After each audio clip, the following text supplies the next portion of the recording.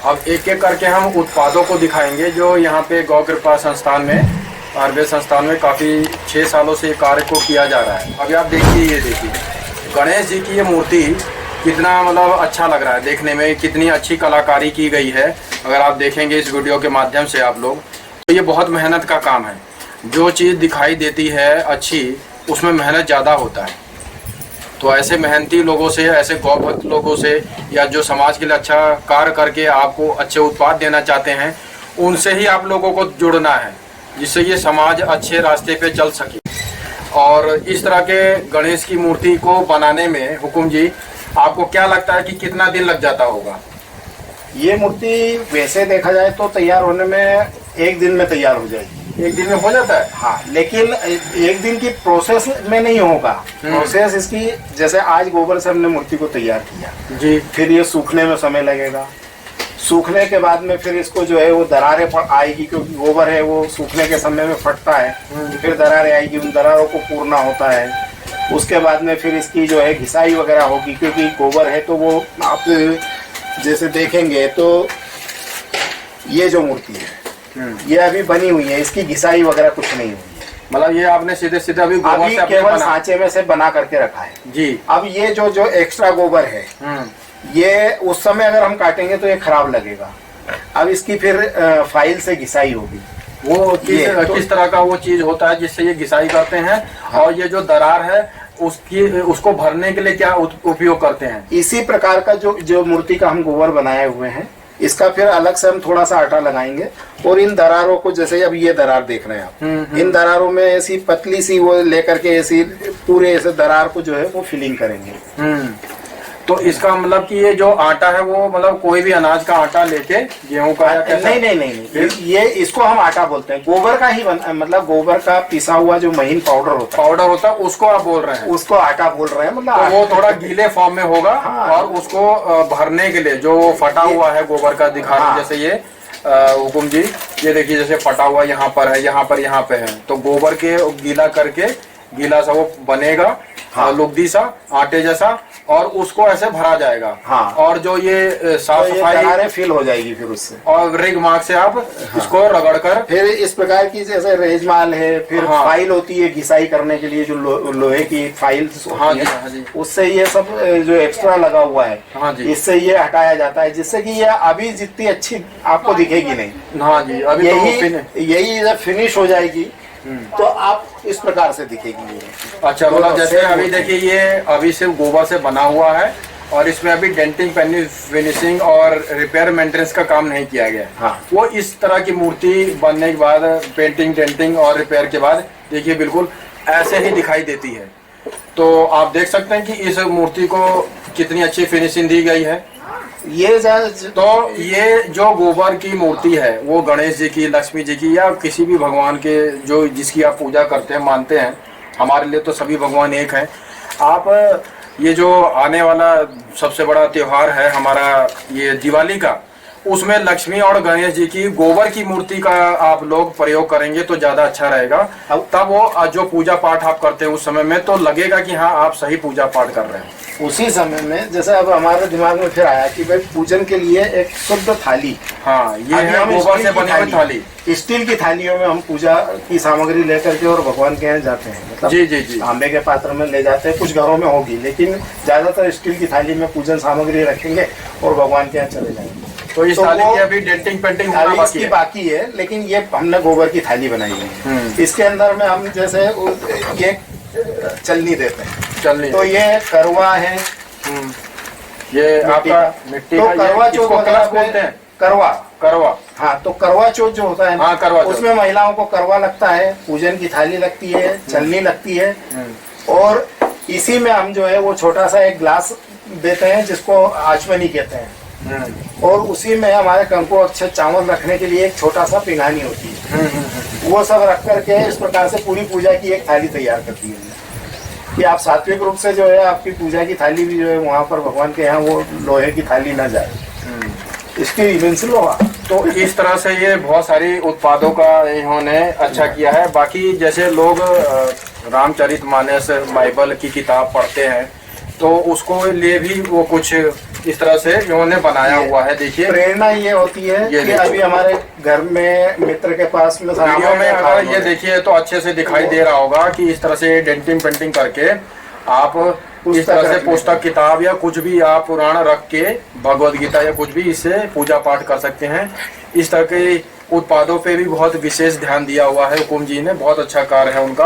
मैं उनसे काफ़ी प्रभावित हूँ, इसलिए भी क्योंकि उत्पाद तो वो बना ही रहे हैं लेकिन सबसे पहले वो गौ भक्त है। और जहाँ जो गौ भक्त की बात आ जाती है तो वो मेरा भाव और उनका भाव बिल्कुल मिलजुल के एक साथ बन जाता है।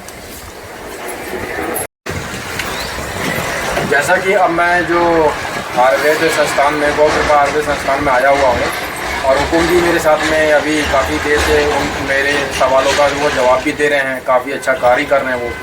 तो अब मैं उनके जो ये उत्पाद हैं जितने भी हैं पंचगव्य उत्पाद मैं ये दिखाना चाहता हूँ। जैसे त्रिफला अर्क है, ये देखिए त्रिफला अर्क का इस तरह से पैकिंग है और इस तरह से वो कार्य कर रहे हैं, बहुत अच्छा कार्य कर रहे हैं। वात पित्त कफ को संतुलित करने के लिए त्रिफला अर्क का प्रयोग किया जाता है। ये उदर विकारों में भी लगता है। हाँ, इसके बारे में थोड़ा बता दीजिए। अपच वगैरह उदर विकार है। फिर हमारी जो भी बीमारियों की जड़ होती है वात पित्त कफ होता है जी, और इन तीनों का अगर बैलेंस बना रहता है तो हम बहुत सारी बीमारियों से वैसे ही बचेंगे। तो त्रिफला अर्क का काम है इन चीज़ों को बैलेंस करके। और दूसरा ये अब उत्पाद देखते हैं, ये अजवाइन। अजवाइन अर्क किस काम आता है वो बताइए। अजवाइन अर्क ये जो है हमारा अजीर्ण वगैरह हो जाता है, पेट साफ नहीं होता है, किसी का अजीर्ण हो गया, उसको भोजन नहीं पच रहा है और खाने में उसका वो नहीं अरुचि हो जाती है, वो उन सब के लिए। और दूसरा अब तीसरे नंबर पे आता है गिलोय अर्क। ये हमने देखा कि गिलोय जो है वो अमृता भी कहा जाता है। जी, अमृता कहा है। और अमृता है ना कि सभी प्रकार की औषधियों में मतलब बीमारियों में आपको गिलोय लाभ करती है। खास करके इसका उपयोग हम बुखार वगैरह सभी प्रकार के रोग प्रतिरोधक क्षमता बढ़ाने के लिए, सर्दी जुकाम खांसी बुखार सभी प्रकार की बीमारियों में गिलोय का उपयोग कर सकते हैं।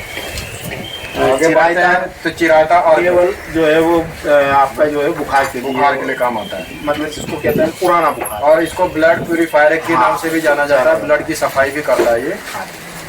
इस प्रकार की ये चीज़ें। ये तकरारिष्ट है। तकरारिष्ट ये किस काम आता है? ये उदर विकारों के लिए रहता है जी। जैसे हमारे कई बार आपने सुना होगा कि लोग कहते हैं कि साहब डॉक्टर ने बताया है कि वो हाथों में मल फंस गया जी। उस प्रकार के जटिल जो रोग होते हैं उदर के, उन सब में ये बहुत उपयोगी है। तो कहने का मतलब है छोटी और बड़ी आंत की सफाई के लिए काम आता है। बहुत जबरदस्त उपयोग होता है। बहुत अच्छा। और हर्रे चूर्ण जो आपने बनाया है ये किस काम आता है? ये भी हमारा उदर विकारों के लिए रहता है, जिनको रोज मतलब कहते हैं कि साहब मैं भोजन करता हूँ लेकिन मेरे को गैस बनती है या खट्टी डकारें आने लगती है भोजन के बाद में, तो उस प्रकार से ये दिया जा सकता है। और यहाँ पे है कब्ज हर टैबलेट। ये कब्ज हर टैबलेट भी कब्ज एसिडिटी कॉन्स्टिपेशन के लिए ही होता है। टैबलेट फॉर्म में है, कोई चूर्ण फॉर्म में है, कोई अर्क के फॉर्म में है। इस तरह से आप लोग यहाँ से ये खरीद सकते हैं। ये एक सवाल मेरे मन में था जो हुकुम जी से मेरे को पूछना है कि अभी जैसे इन्होंने गौ कृपा आयुर्वेद संस्थान का ये इन्होंने साबुन भी बनाया है, पंचगव्य साबुन है ये। तो इसको थोड़ा सा हम देखिए, खोल के दिखाइए जरा और इसका लाभ बताइए शरीर पर, क्योंकि गर्मी बढ़ गया है। तो हम कॉस्टिक सोडा वाले साबुन जो मार्केट में है वो केमिकल वाले तो हम इस्तेमाल नहीं करना चाहते हैं, क्योंकि आप लोग हमसे जब नीतू ऑर्गेनिक स्वदेशी से जुड़े हैं तो आपने बदलाव तो अपने जीवन में हर चीज़ को कर ही लिया है। और जो अच्छे लोग काम कर रहे हैं तो ये इनके साबुन में क्या खास बात है? ये मुल्तानी मिट्टी, गोमय, जड़ी बूटियाँ, कपूर, नीम का तेल, इन सब से मिलकर के बना हुआ है जी। तो ये सामान्य प्रकार के जितने भी चर्म रोग हैं छोटे बड़े जी, उन सब में बहुत जबरदस्त उपयोगी है। अच्छा। फिर बालों में रूसी भूसी वगैरह होती है, बालों का झड़ना, मतलब आप सिर भी धो सकते हैं इससे। मतलब हम ये अपना सर के बाल भी धो सकते हैं? सर के बाल भी धो सकते हैं इससे। अच्छा। इसमें किसी भी प्रकार का केमिकल यूज नहीं किया गया है, ना इसके अंदर झाग आता है। ये हमको उपयोग करने का एक सही तरीका है, थोड़ा सा पानी में इसको भिगोइए, फिर भिगोने के बाद में जब ये थोड़ा सा गल जाए, हल्का सा गलता है, तो उसके बाद में फिर उपटन की तरह पूरे बदन पर लेप करिए आप। तो सभी प्रकार के त्वचा रोग सामान्यतः जैसे अभी सर्दी गर्मी का मौसम है तो अभी हमारे शरीर कई को लोगों ठंडा भी को रखता है चकत्ते ये। निकल जाते हैं, हाँ चकत्ते, है ना। कई लोगों को जो है वो आप देखेंगे तो वो गर्मी के कारण छोटी छोटी फुंसियां आ जाती है, जी, जी, जी। जिसमें से पानी निकलना चालू हो जाता है, गमोरियां भी होती है, गमोनिया हो जाती है, जिसको हम गमोनिया सामान्य उसमें कहते हैं। उन सब प्रकार की दिक्कतों को जो है ये ठीक करता है। तो इससे नहाने के बाद शरीर में एक जड़ी बूटी की खुशबू सी भी रहती है, कपूर और जड़ी बूटियां होने के कारण जी। ये त्वचा के सारे रोम छिद्र खोल देता है। उसके कारण हमारा शरीर जो है इतनी टेम्परेचर में भी वो सामान्य महसूस करता है, क्योंकि हमारे अंदर की गर्मी निकल जाएगी, रोम छिद्र जब हमारे खुल जाएंगे तो इसे को लगाने से थोड़ा सा शरीर में ठंडापन रहता है। सामान्यतः हम जो ये केमिकल वाले साबुन लगाते हैं जी। तो वो ऊपर से तो ऐसा लगता है कि उसने धो दिया, लेकिन उसके केमिकल्स जो है हमारे वो जो त्वचा के जो छिद्र हैं उसमें चिपक जाते हैं और चिपक जाते हैं। उसके कारण हमारे को जो है अन्य अन्य प्रकार की जो है अंदर की जो शरीर की गंदगी है त्वचा के माध्यम से निकलना चाहिए वो नहीं निकल पाती है पसीने के माध्यम से या त्वचा, उस कारण हमारी जो है वो स्किन डिजीज होती है हमारे को। ये तो बहुत अच्छा जानकारी दिया है हुकुम जी ने। अभी इसमें एक और चीज मैं दिखाना चाहता हूँ, इनके उत्पादों की सूची तो 25 से 30 है, लेकिन कुछ कुछ मैंने आपको मुख्य चीजें दिखाई हैं। ये है धूप बत्ती, गौ कृपा धूप बत्ती, तो ये 225 ग्राम का है, 110 ग्राम कुछ लिखा हुआ इस पे मात्रा, 225 ग्राम का 225 ग्राम का है ये। और इस तरह के ये देखिए पीछे से ये ऐसे दिखाई दे रहा है और आगे से जो है वो इस तरह से है। तो इसमें क्या क्या जड़ी बूटियां हैं, चंदन है, नागरमोथा है, कपूर कचहरी है, सुगंध बाला है, खस है, बछ है, भाऊ बेर है, ब्रह्मी, खुशबू, मुर्रा, मैदा एवं गौमय आदि प्राकृतिक जड़ी बूटियों से खुशबू युक्त पूजा पाठ के लिए आपका धूप स्टैंड वाली अगरबत्ती बनी हुई है, काफी अच्छा है ये। तो इस तरह से उत्पादों को आप लोग, अब इस चैनल के माध्यम से मैं ये कहना चाहूँगा, जितने भी दिल्ली एनसीआर में है या जितने भी भारत में जो लोग रिटेलर है या आयुर्वेदिक स्वदेशी गौ माता के उत्पादों से जुड़े हुए हैं, उत्पादों को रख रहे हैं अभी तक और गौशाला से जुड़ के, तो हाथ जोड़कर उन सभी से निवेदन है कि हुकुम जी से डायरेक्ट संपर्क करें। हुकुम जी आप अपना थोड़ी देर के लिए ये बताइए, आपका संपर्क सूत्र क्या है, डायरेक्ट बता दीजिए इस वीडियो के माध्यम से, जिससे आपको डायरेक्ट संपर्क करें। ये वो सारे दुकानदार आपसे डायरेक्ट कॉल करके इनके उत्पादों को 5-5, 10-10, 15-15 अपने हिसाब से जो जितनी जरूरत है उसको रखना शुरू करिए। क्योंकि देखिए हर उत्पाद की क्वालिटी तो सर्वोत्तम है, उम्दा क्वालिटी का है, लेकिन आपको अपने अगर दुकान का, शॉप का वो क्या कहते हैं रेस्पेक्ट या इज्जत मार्केट में बढ़ाना है या अपनी ही इज्जत ग्राहकों के नजरों में बढ़ाना है, तो आपको अच्छे उत्पाद रखने ही पड़ेंगे रिसर्च करके। अगर रिसर्च नहीं कर रहे हैं तो आप लोग सभी लोग मेरे से जुड़े हुए हैं, आप मुझसे नंबर मांगिए या ऐसे कुछ उत्पादों की जो भी चाहते हैं कि मैं रखना चाहता हूं, विनय जी आप मुझे बताइए, आपने तो इतना रिसर्च किया है, तो मैं आप सब लोगों को बताना चाहूंगा, रखूंगा। मेरा लक्ष्य मुख्य है गौ माता को बचाना, इसलिए आप अच्छे उत्पाद को रखिए, अपने सेल को बढ़ाइए और ग्राहक को अच्छे उत्पाद दीजिए और ग्राहक बार बार उस चीज की डिमांड करे। क्योंकि बहुत मैंने ऐसे लोगों को देखा है कि वो अच्छे उत्पाद बनाते थे लेकिन मार्केट नहीं मिला तो उन्होंने उत्पाद बनाना बंद कर दिया, जबकि यहाँ पे ऐसा नहीं है। यहाँ पे हुकुम जी का डिमांड उत्पादों का इतना ज्यादा है कि वो काफी 24 घंटे मतलब यहाँ पे ऑर्डर आता रहता है और बार बार ट्रांसपोर्ट कुरियर के माध्यम से अलग अलग राज्यों में वो जा ही रहा है और यहाँ के लोगों का तो आना जाना लगा ही रहता है। जब किसी अच्छे कार्य को हम शुरुआत करते हैं तो उसमें बहुत सारी अड़चनें भी आती हैं और बहुत सारी बाधाएं भी आती हैं और कुछ हमें ऐसे लोगों की जरूरत पड़ जाती है कि जो हमें सही मार्गदर्शन दिखाएं कि उस कार्य को पूरा करने के लिए हम कैसे आगे पथ पर बढ़ें। तो हुकुम जी से मेरा ये सवाल है कि जब उन्होंने कार्य को शुरुआत किया गोबर की कलाकृतियां बनाने के लिए, तो उन्होंने ये व्यक्तिगत रूप से लाइसेंस क्यों लिया, पहला सवाल। दूसरा, क्या ये लाइसेंस लेना जरूरी है? बिना लाइसेंस के क्या हम उत्पाद बना नहीं सकते? और अगर बनाएंगे और लोगों को बेचेंगे और देंगे तो उसमें क्या अड़चने आएंगी?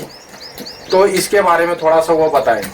इसमें क्या है, गोबर के उत्पाद बनाने के लिए लाइसेंस की आवश्यकता नहीं है। जैसे हम ये कलाकृतियां वगैरह बना रहे हैं, इसके लिए लाइसेंस की आवश्यकता नहीं है। जी जी जी। लेकिन हम जब पंचगव्य उत्पाद यानी औषधियों के रूप में जब जाते हैं, इसमें भी आप जैसे धूप बत्ती वगैरह बनाएंगे तो उसमें कोई आपको लाइसेंस की आवश्यकता नहीं है। लेकिन जब अर्क वगैरह जो दवा के रूप में उपयोग दे, औषधि के रूप में हम जो उत्पाद बना रहे हैं, उन सबको बनाने के लिए आपको लाइसेंस की आवश्यकता है। और हर राज्य की राज्य सरकार में एक आयुष विभाग होता है। जी जी। आयुष विभाग इसको जो है वो मैन्युफैक्चरिंग लाइसेंस देता है, फार्मेसी के अंतर्गत आएगा ये सारा मामला।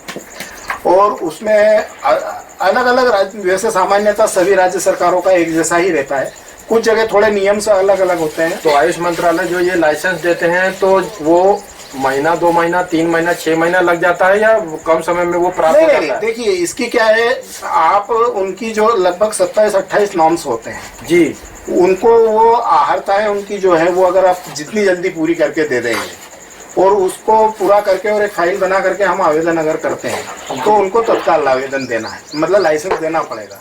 वो उनकी केवल 1 महीने का उनका प्रोसेस जो रहती है उतना रहता है।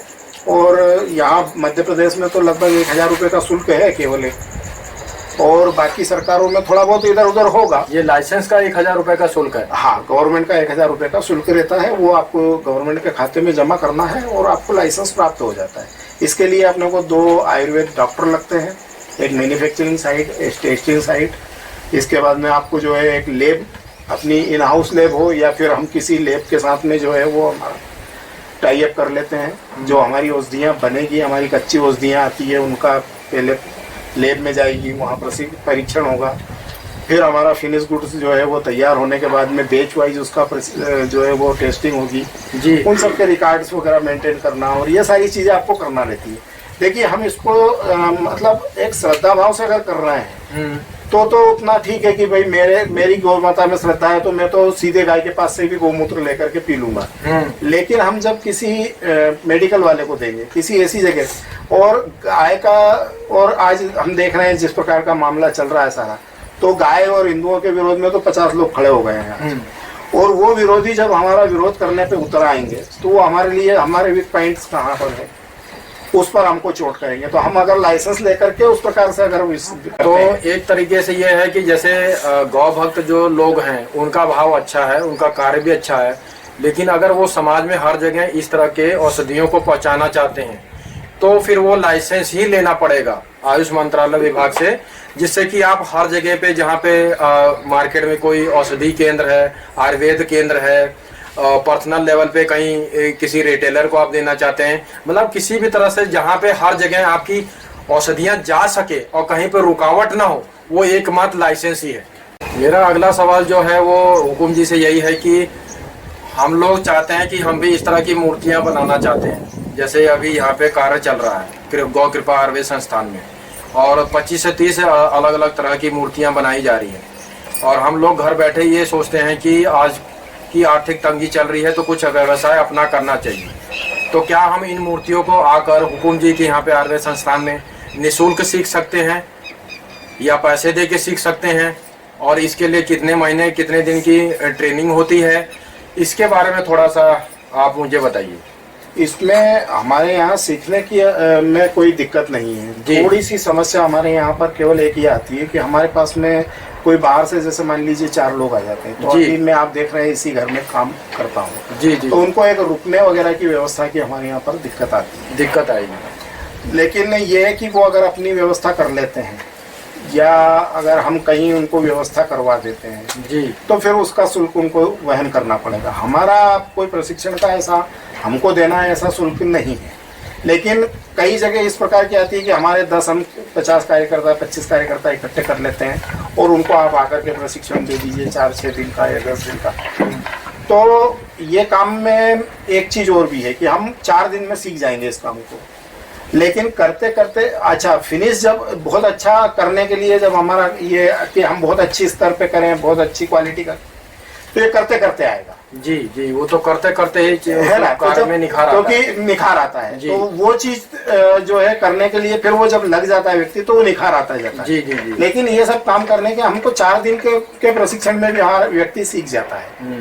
तो या तो वो अपने यहाँ पर अरेंज कर ले, उतनी व्यवस्थाएं हम जा करके वहाँ कर दें, तो उन 4 दिन हमको जो जाना पड़ता है, यहाँ से हमको छोड़ना पड़ता है, उतना शुल्क आने जाने का ये सब उनको देना पड़ेगा बस। और यहाँ अगर आते हैं तो बस एक ही समस्या है कि मेरे यहाँ रुकने की दिक्कतें हैं थोड़ी सी। तो हाल फिलहाल के लिए अगर आप यहाँ पे कुछ सीखना चाहते हैं तो वो या तो व्यवस्था आपकी तरफ से हो या तो वो हुकुम जी के द्वारा भी हो सकती है, बस वो जो भी थोड़ा बहुत रुकने का वहाँ पे देना पड़ेगा पैसा या रुपया जो भी है वो आपको करना पड़ेगा, क्योंकि काम सीखना है तो आपको देना ही पड़ेगा, क्योंकि निःशुल्क है।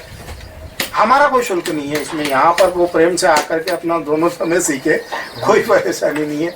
12 महीना काम चलता है हमारे यहाँ पर, तो उसकी कोई समस्या नहीं है। लेकिन ये 25-30 जो मूर्तियां बनाते हैं, बारिश के मौसम में आप कैसे सुखाते हैं और उसमें आपको दिक्कतों का सामना करना पड़ता है, उसके बारे में थोड़ा बताइए। देखिए, हम ज्यादातर काम जो है वो गर्मी के सीजन में और सर्दी के सीजन में ही कर लेते हैं जी, बनाने वाला काम।